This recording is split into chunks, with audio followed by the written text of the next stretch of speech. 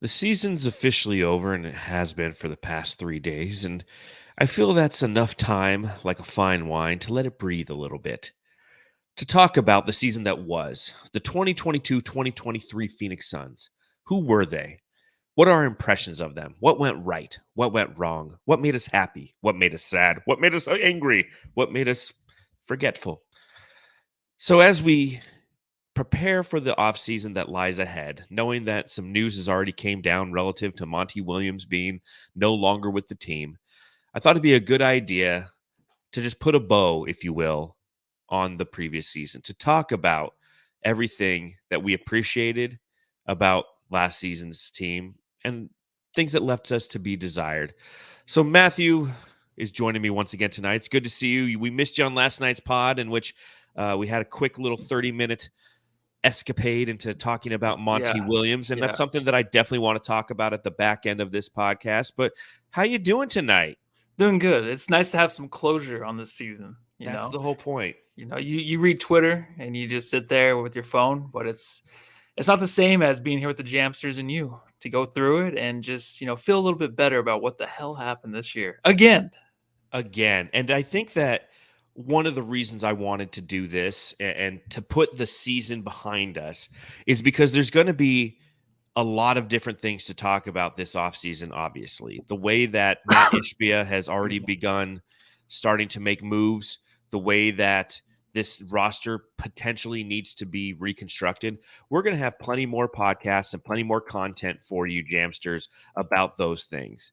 But when we talk about this previous season, I think it's nice to, as you mentioned, Matthew, simply to just get some closure. And that's what we're doing here tonight, my friend. Yeah, no, I'm excited about this. It's a long off season, but there's so much to talk about. I feel like every week. Now the NBA is just 365, right? Every day there's gonna be something, especially with the Suns and an owner like this.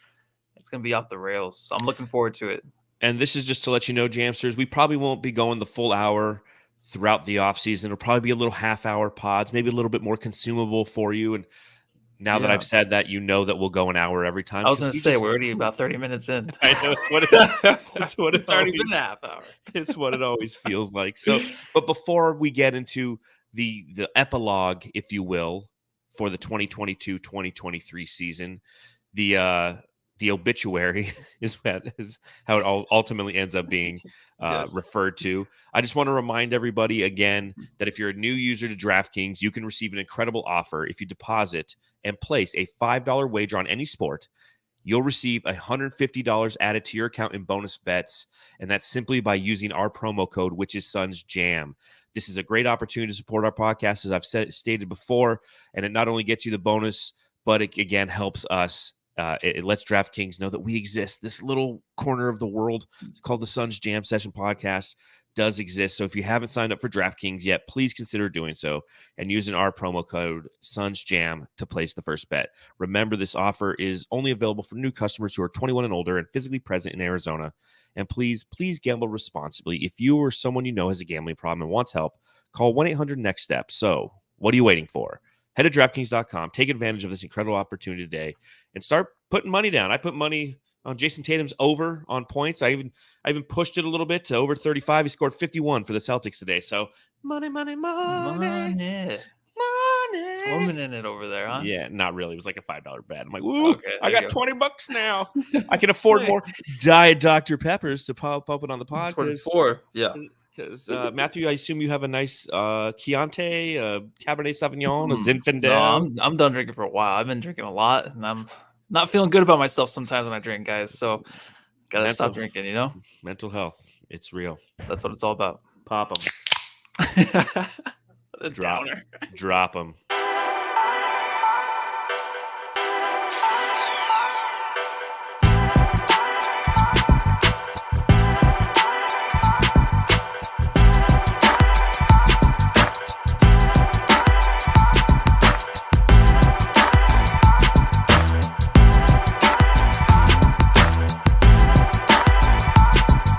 Season is over.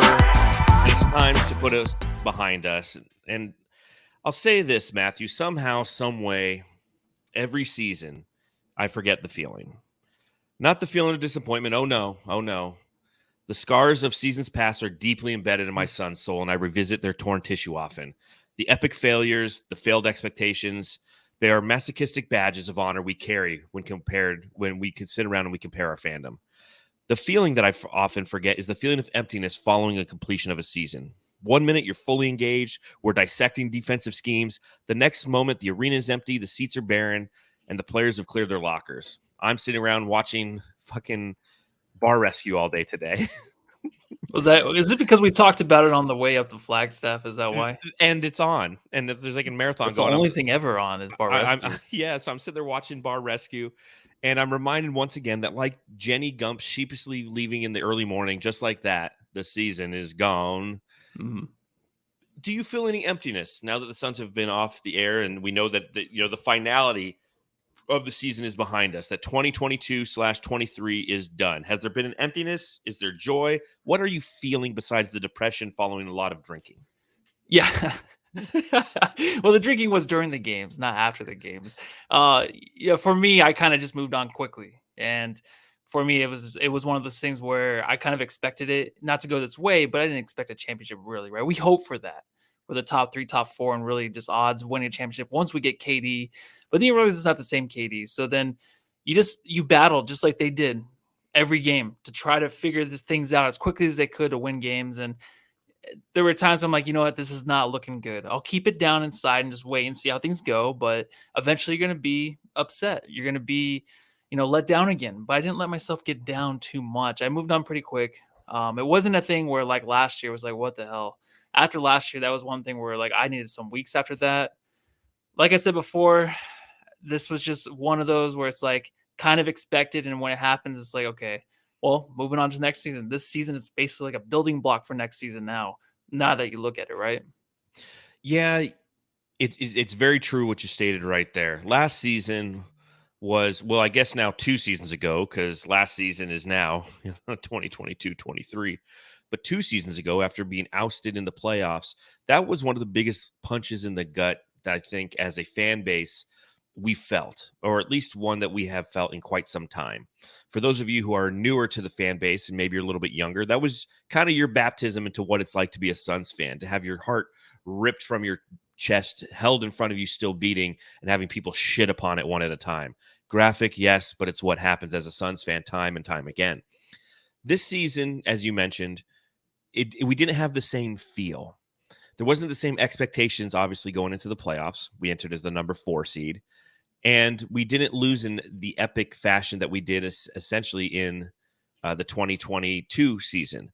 Yes, we got our asses handed to us in Game 6 at home, but it wasn't a Game 7.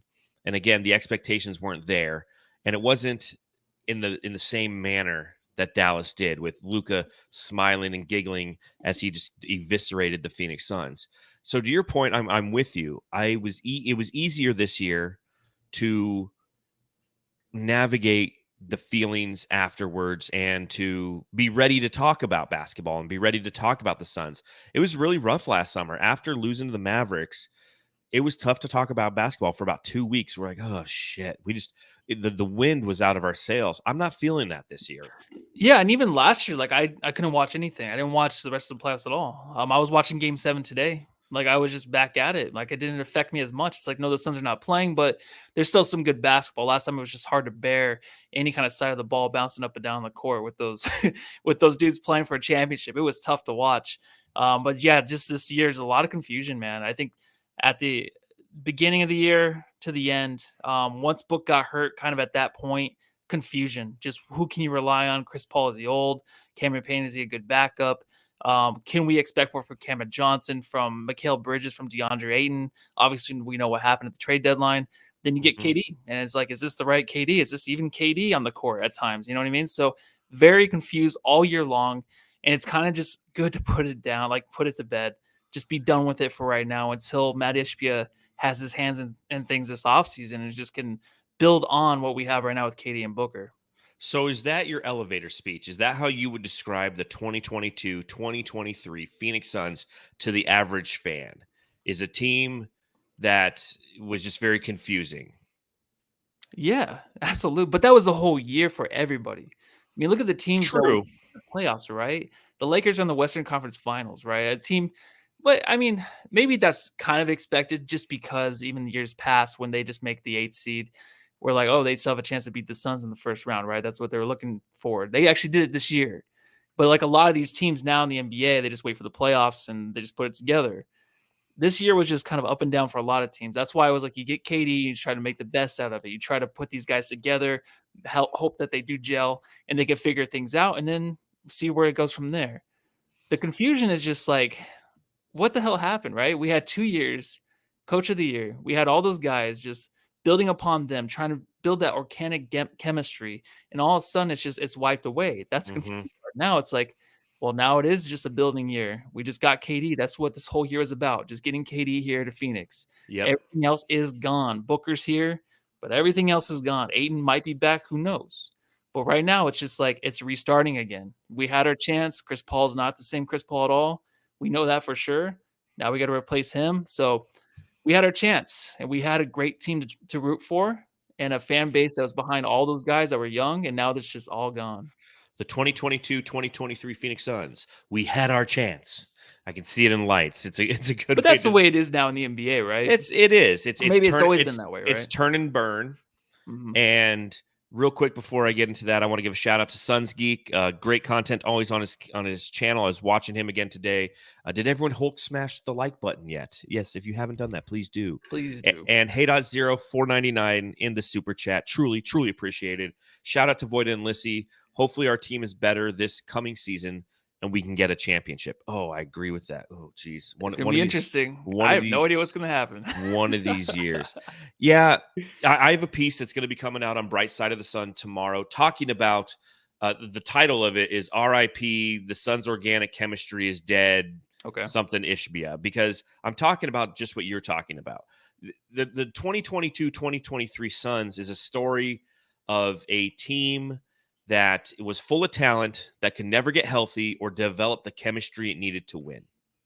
It's a team that possessed organic chemistry that ultimately was dispersed midway through the season in losing Mikal Bridges and Cameron Johnson.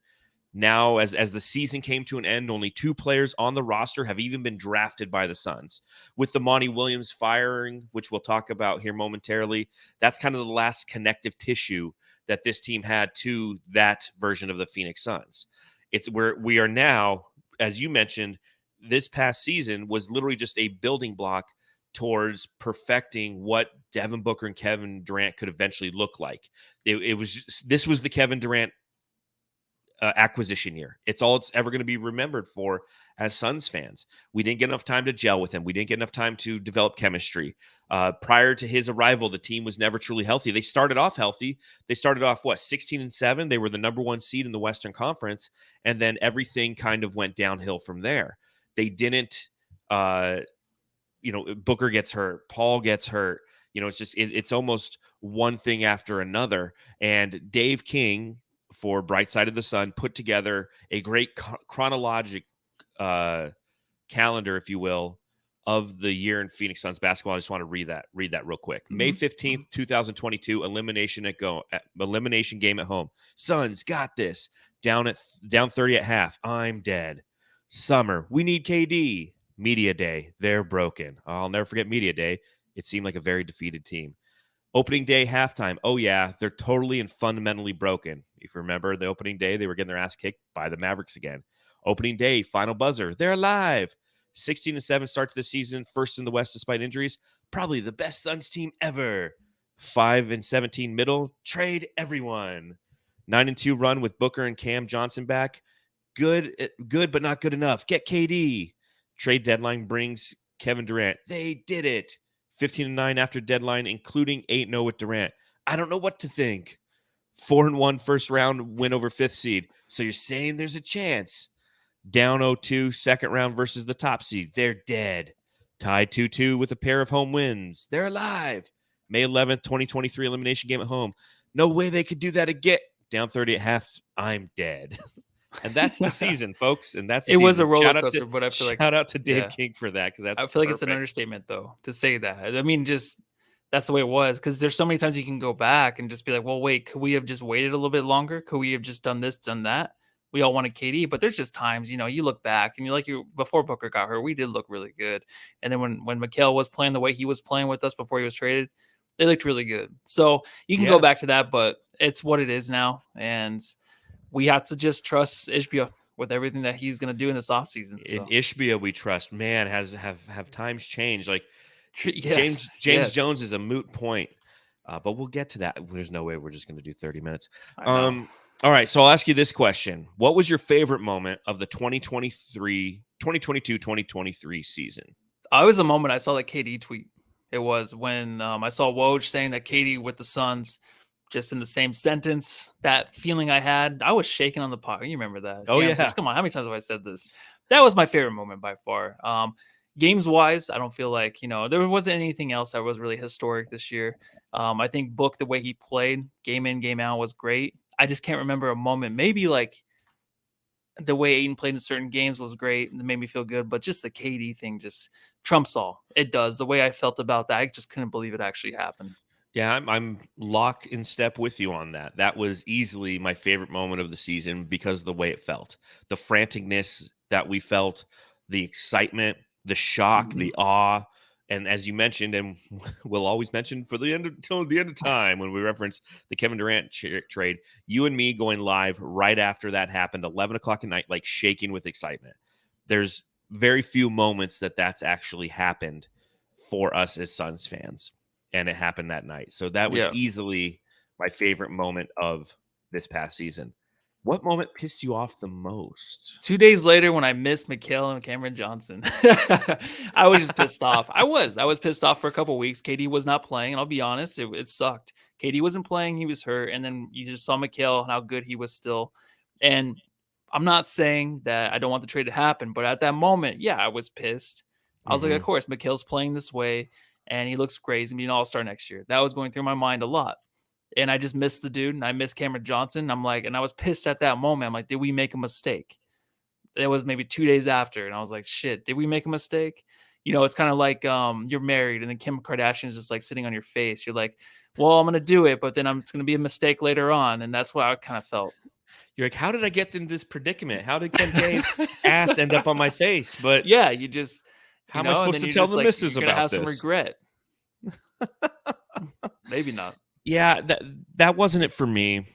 Mine was probably, if I was to pinpoint it exactly, it was probably January 26th in a 99-95 loss to the Dallas Mavericks. Let's tune into John on that day. Watch. All right, DeAndre Ayton tonight. 31 minutes played. 19 points. 20 rebounds, Matthew. What a man, dude. 20 rebounds for DeAndre Ayton in 31 minutes played. 6 of 20 from the field to get those 19 points. 6 of 20 from the field. So tell me what you saw from DeAndre. Do you want to go first? I feel like I always go first with him. Like, do you want to go? Oh, I'll go. All right, go ahead. So I tweeted it out. I pretty much said, when it comes to DeAndre Ayton tonight, he's playing like ass. Anyone who thinks otherwise, you clearly use Braille and someone's reading you this tweet. God, I'm an asshole. That's what I said, because what I saw from him tonight, he had 20 boards, yes. Do you know why he had 20 boards, Matthew? Because no he had 20 boards. He had 20 boards because they were playing against an unbelievably small front line. They were all there for him. And to his credit, he went and he grabbed them. But you know what? He also missed 2 key rebounds at the very end of this game that allowed offensive rebounds following free throws that gave extra possessions to the Dallas Mavericks, and this team ultimately lost by 2 possessions. Okay, so if you want to sit there and go, well, the rebounds, if you were to stat look and you look at these rebounds, it's like, all right, so Black Sunday, $10 in the super chat. We really appreciate this. Says, I don't give a fuck what Ayton's stat line was. His rebounds and points had no impact on the game. Also, was horrible on defense. Suddenly we look back and struggle when he comes back. I agree with every word right there. That's my frustration. Okay? His rebounds were handed to him essentially. When the Dallas Mavericks drove to the hoop, he was no defensive impact whatsoever, in my opinion. He was 6 of 20 from the field, which is ridiculous, especially considering how it's not like he's chucking threes. He's missing bunnies. He's missing. They're showing the shot chart, and they're all inside of the cylinder. They're the restricted area, and he's missing those. He starts off the game with some bad passes where he's literally he's throwing the ball to CP3 and he just throws it right out of bounds. Like CP3's like, whoa, dude, like where are you throwing the ball? And some of the comments that I saw on Twitter, well, he's rusty. He's rusty. Here's where it gets good, Cam Matthew. Johnson was supposed to be rusty. Sorry, back, and he's a shooter. He hasn't looked rusty. I don't want to hear this rusty shit from our $30 million franchise center. I don't want to hear it. Charles Barkley. Ayton needs to be the guy. He needs to go for 25 a night. He's playing out there against Munchkins. Why is he missing all these middies? And I get so mad. Icing on the cake for me, Matthew. The icing on the cake is after a play where Ish Wainwright alley-oops him the ball, and he tries to lay it in instead of it's a clear dunk. Just dunk the shit, man. Key possession. Where he misses the layup. The Mavericks go down. They hit a 3-point shot, a 5-point swing right there. The next possession, Chris Paul dishes him the ball on the interior. He's got a pin down. He passes it out to Ish Wainwright, and Ish Wainwright passes the ball. What does DeAndre Ayton do? This. Shoot the fucking ball. You can hear it on the TV screen. He claps his hands at Ish Wainwright and yells at him to shoot. Fuck you, DeAndre Ayton. No one gives a shit what you think they should be doing. Make a fucking jump shot. Quit doing fadeaway 12-footers when you're trying to back down Dwight fucking Powell. You're not out there against Steven Adams, who's throwing a forearm shiver into your back and is pushing you off your spot. You're not back there trying to back down the garbage truck that is Jonas Valanciunas. It's Dwight fucking Powell. And you're doing fadeaway jumpers and missing them at will. Fuck your rust. I don't care. Abysmal. We lost this game because of DeAndre Ayton. There's no doubt in my mind. No doubt in my mind. We lost this game because of DeAndre fucking Ayton. That's the most pissed off I was all season. Yeah, I like how I was playing Sims the whole time you were talking too. I'm just like, you're like, you just go and be mad, John. You do, boo. That's why I let you go first. I'm like, you go, man. I was so mad that night, but that's the most pissed off I was all season.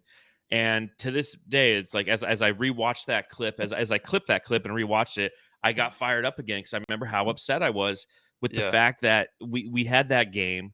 It was 99-95, and you go back and you think that game ultimately could have cost us a seeding, right? We could have been the 3rd seed. There's a bunch of different scenarios here that play out if we had won that game. And yeah, that's the most pissed off. The one moment in which I really I told a player, fuck you to him.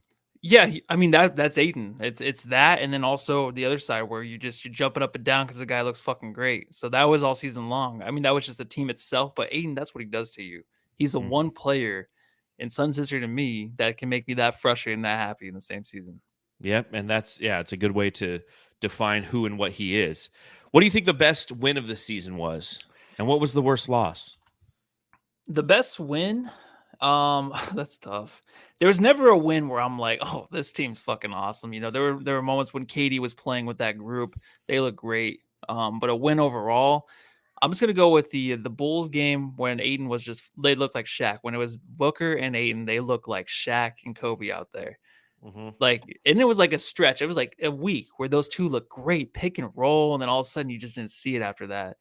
I'm not sure if there was an injury or something, but you just never saw it again. But the way that Ayton was playing that game, hitting off those rolls, just rolling right to the basket, dunking all game long. I think he had 10 dunks in that game. That was my favorite game by far. I'm like, oh, here we go. Because just before that, it was basically like, oh, we're trading Ayton again. I was putting together a video of farewell Ayton, crying a little upset. I'm like, this sucks. He's gone. But then the next week later, he has that game against the Bulls. And that whole week, he played great. Those are moments where dude, this guy's unstoppable. You know what I mean? That's why John gets so upset before. Exactly. Yeah. I mean, when you see DeAndre Ayton against the Chicago Bulls, you're like, this is what he could be. And there were the thing that the past season provided us with were plenty of those moments.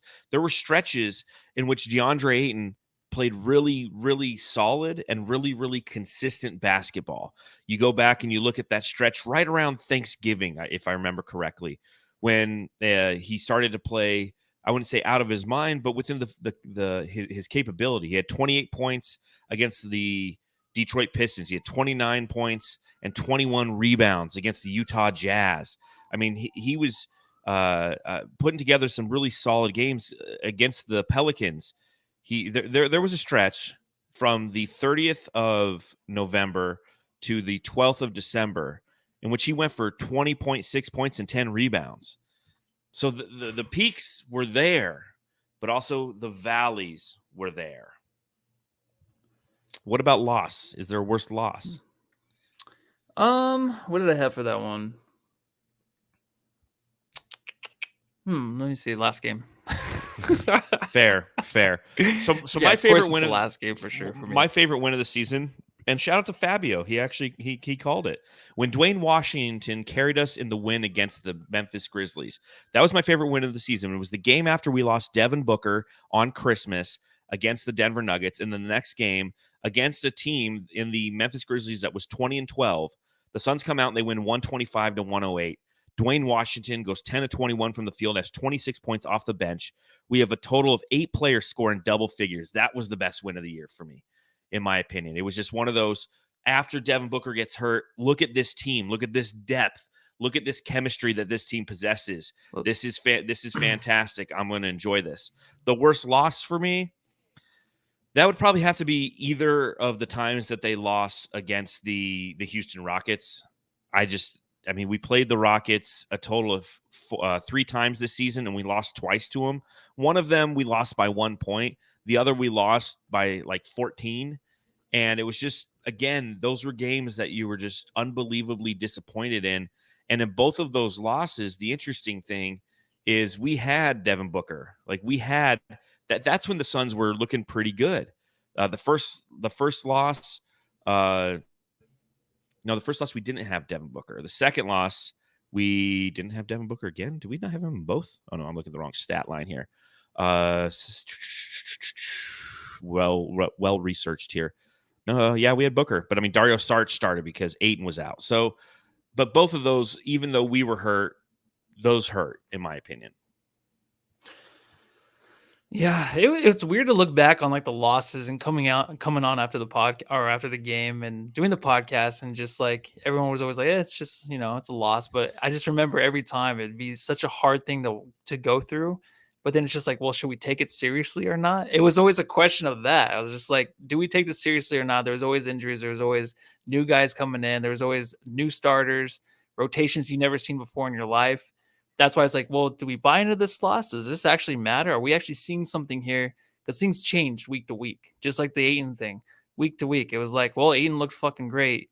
No, Mikal looks great. Gone. You know what I mean? It was just always a change. It's like, come on, there was no consistency. And that's what the Nuggets had. So I'll ask you this question to sum up the 22-23 Suns. Was this season a failure? And don't give me that Giannis Antetokounmpo answer. Well, Michael Jordan only won 6, so therefore the other 9 seasons were those failures.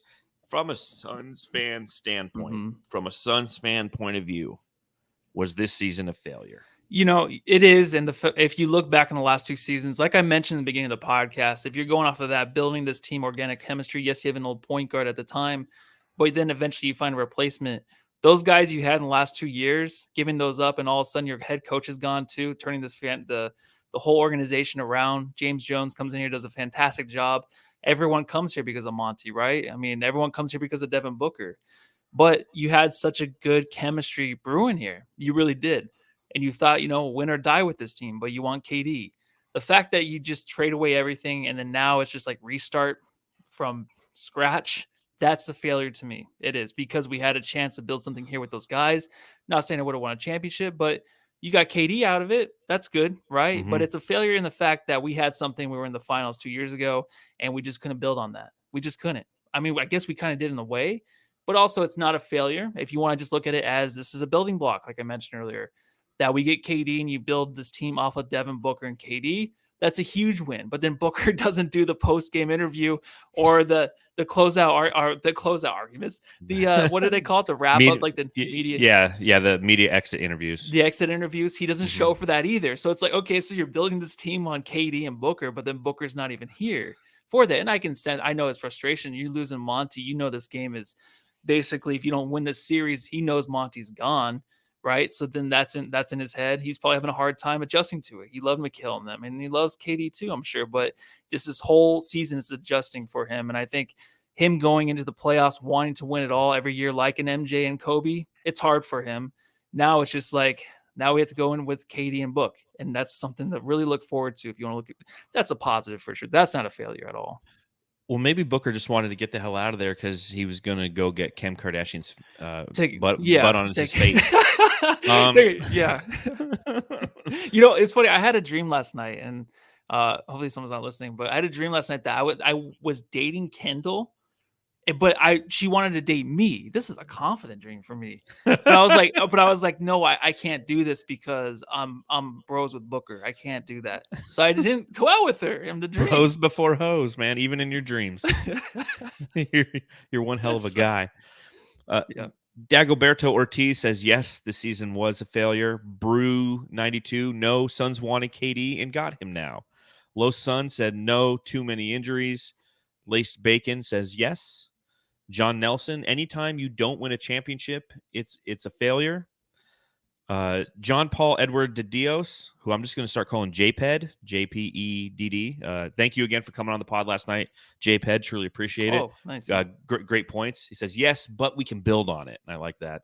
Suns Fever, one of our elite jamsters. Again, if you want to become an elite jamster, hit that join button on YouTube.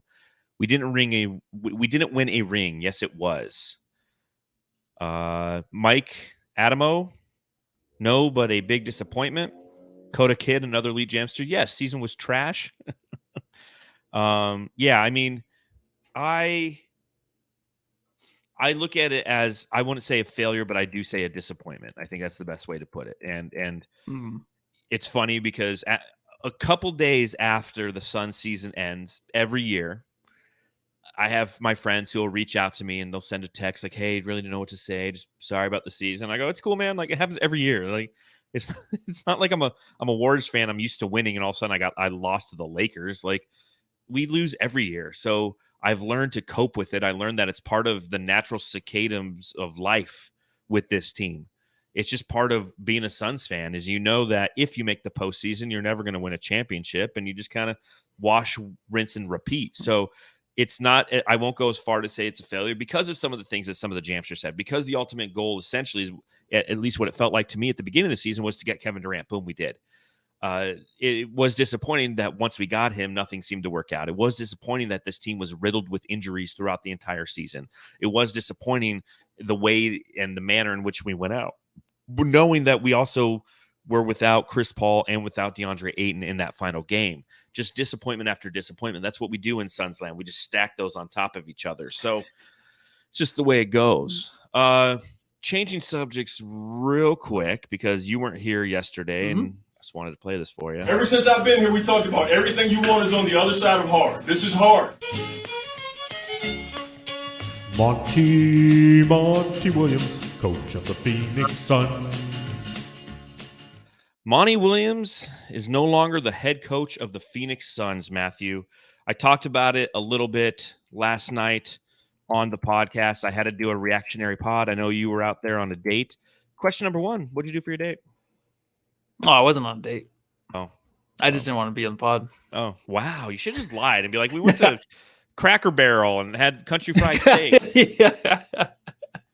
So question number two, what were your initial thoughts when you heard that Monty Williams was fired or dismissed, as they say? I was not surprised. Right, we talked about it on the way to flag. It has to happen. It's kind of like, you're in the relationship, you go back to it, and the same things come up. The same, just the bad stuff just comes right back up over and over again. Right, just looking forward to the next year. If we have Monty and we're in the playoffs again, and it's a closeout game, or else it's a game 6 like this year, game 7.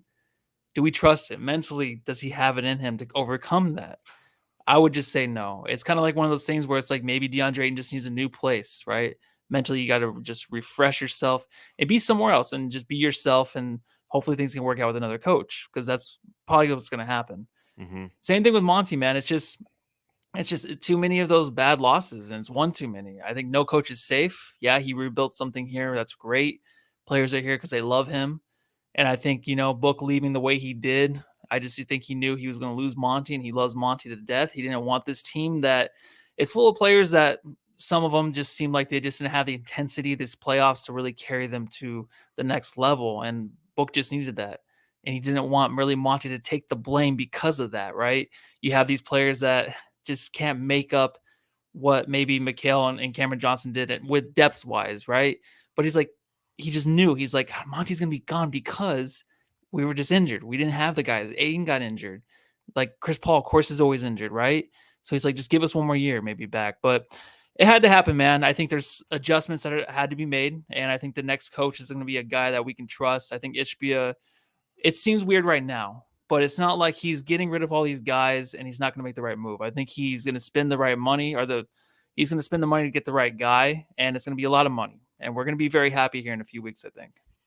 John Nelson in the chat says it's not a good choice until we find a good replacement. And I think that's a valid statement, and it's part of the reason why I think that Matt Ishbia acted as quick and as swiftly as he did, ultimately not really including James Jones even in the decision-making, as Adrian Wojnarowski stated earlier today.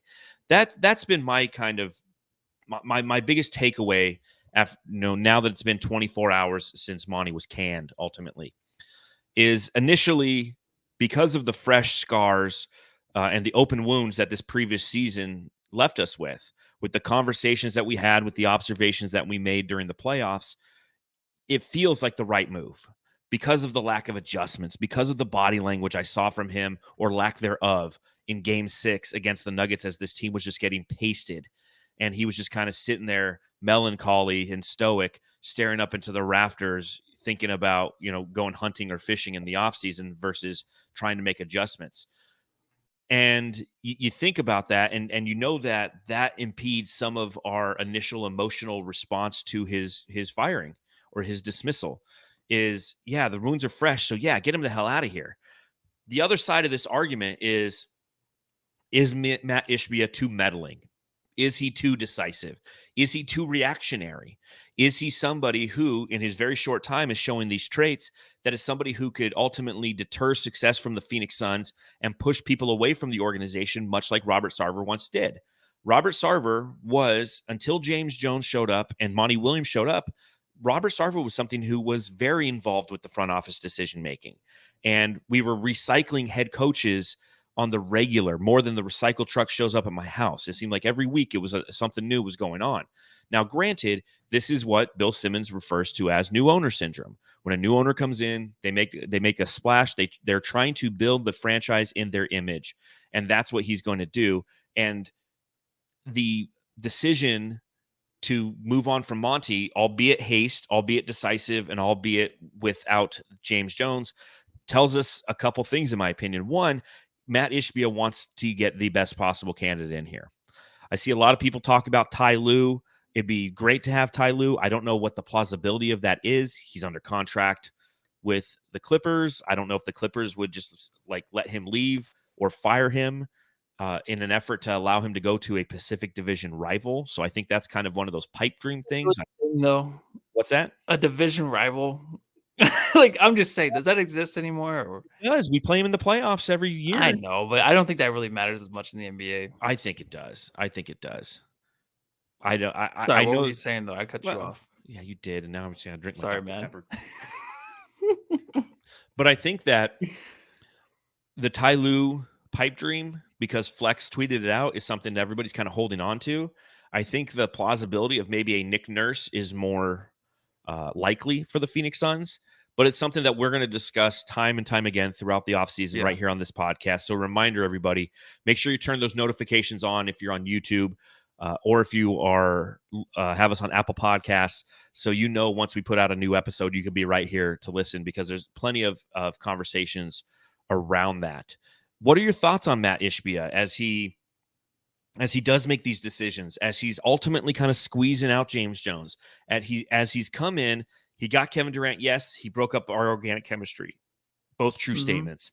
He's somebody who is kind of rebuilding, as I mentioned, this organization in his image. What are your thoughts on him?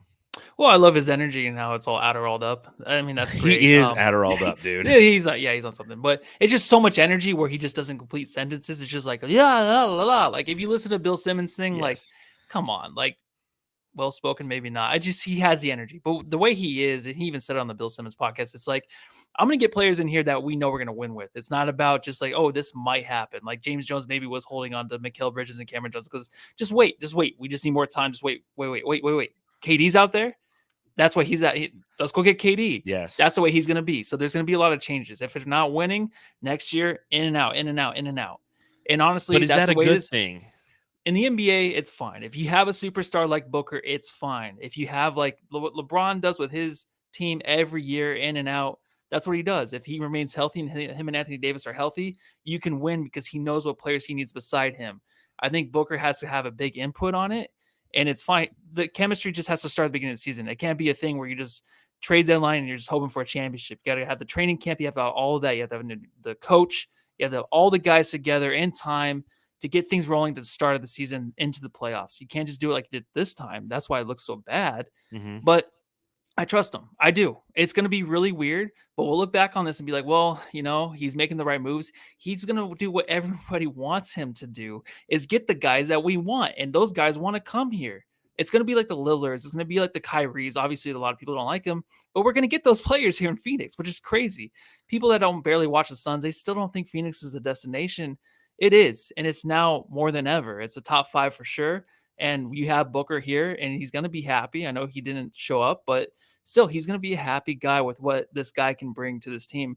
It's not like he's just grabbing players. It's just like name-wise. That can be scary. It's like, all right, let's bring James Harden. Let's bring him here next year. It's like, oh, no, I don't want that. You know what I mean? If it becomes that, it's like, oh, Russell Westbrook, let's grab him, starting point guard. No, I don't want that. You just still want the younger guys that have a lot more time left that can improve this team and help Booker win a championship. And I think he's smart enough to do that. So I do trust him. I'm watching and observing at this point. I'm not making any pro-Ishbia or anti-Ishbia statements because we haven't truly seen the fruits of his decision-making completely play out. Well, we saw the Kevin Durant decision play out, and ultimately the team lost because of its lack of depth and the fact that they had to give up all of their wings or in Monty effort to didn't get play the depth ever. Well, this is true, but both can be true at the same time. So I'm interested to see how he navigates this offseason. And I'm not going to make all my initial judgments on him. I'll make observations, but I'm not going to make hard judgments until we get a little bit further down the line and we see what the results of some of these decisions ultimately are.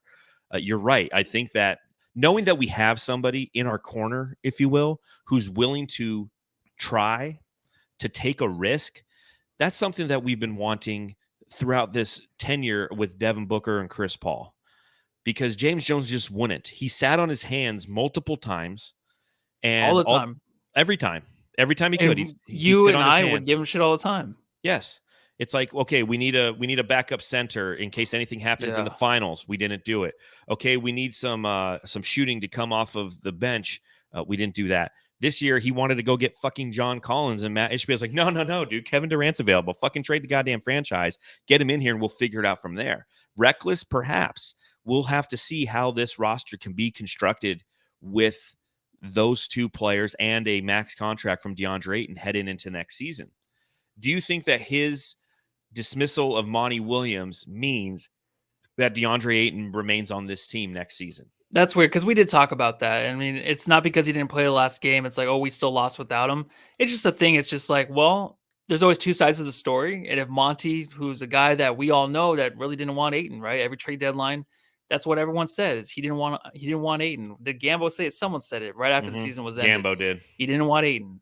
And that's hard because we're stuck with him. It's like, well, we're paying him money. Who else are we going to get? We can't trade him because nobody wants him because of the way he is, right? Off the court, on the court, whatever. Just his effort level. Teams know. So he's like, well, we got to make do. Can we find someone to help this guy out? That's our best chance to, live with this center that's going to drive us up the wall again, year in and year out. But we have no choice, really. So I don't know, man. I think there's a chance he stays, but it's one of those things where I just think he needs a fresh start. If they can't find the right trade, then we're going to stick with it, and they have to find a coach that can deal with him and just make sure that he is playing 9 in, 9 out. And if he's not, you bench him. You get the best backup you can at center position, and you can play that guy over Ayton.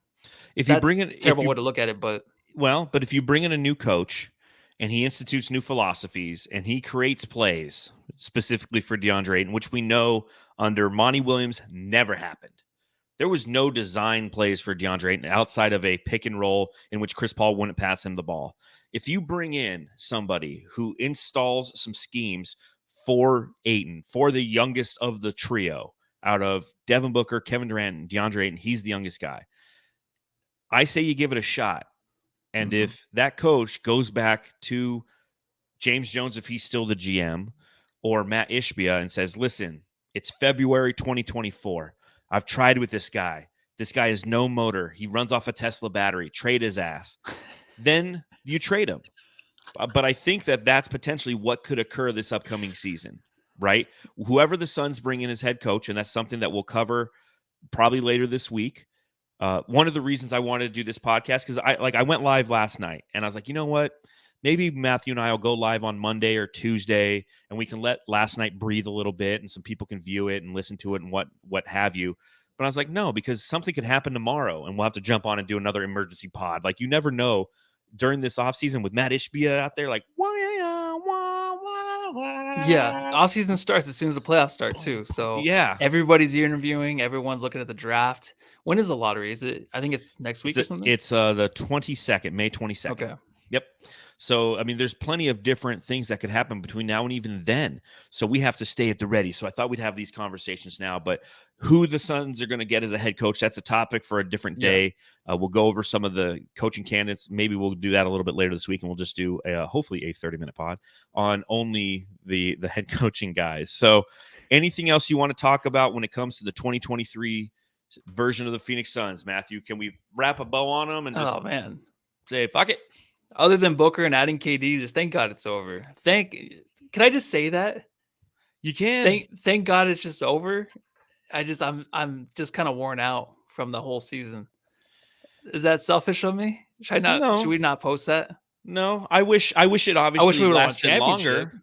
Yeah, exactly. But just the way it ended, it's like, okay, thank God. The way the whole season went, it was one of those seasons, again, as I stated before, this season was one that had a team full of talent that could never get healthy or develop the chemistry it needed to win. At no point during this season did I go, this is a championship level team. The 2022 Suns, the 64-win Suns, I thought, fuck, this team's winning a championship. Yeah, everyone did. Everyone did. And that's why it hurt so bad. This year, I never truly felt that. Even when I felt the Suns when they were playing at their best, I could think of 3 other teams that I thought had a better chance to win a title than Phoenix. And that's why ultimately I'm not happy that the season's over. I wish we were still playing, but I'm relieved that fuck it, I mean. Yeah, because I think Ishbia's here to just make changes. And it's like, thank God it's over so we can just start this and, get into the offseason as quickly as possible with these guys. Whoever we're going to have, we just need to know as quickly as possible. All right, so Western Conference Finals, who is your pick? Who's winning, the Lakers or the Nuggets? Oh, man, I'm gonna say, I don't know. I have no idea. Who do you want to win? Who are you rooting for? I'm rooting for the Nuggets, I guess.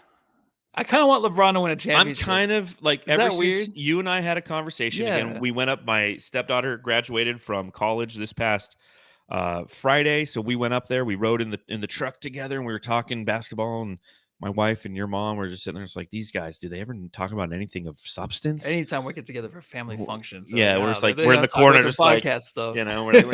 So when should we record? But you were talking about LeBron winning another championship. And I know that I'm somebody who's very, very anti-LeBron. Coda Kid, who gives a fuck? You know what? I don't care. There you go. The remaining teams, I'm not mad if any of them win.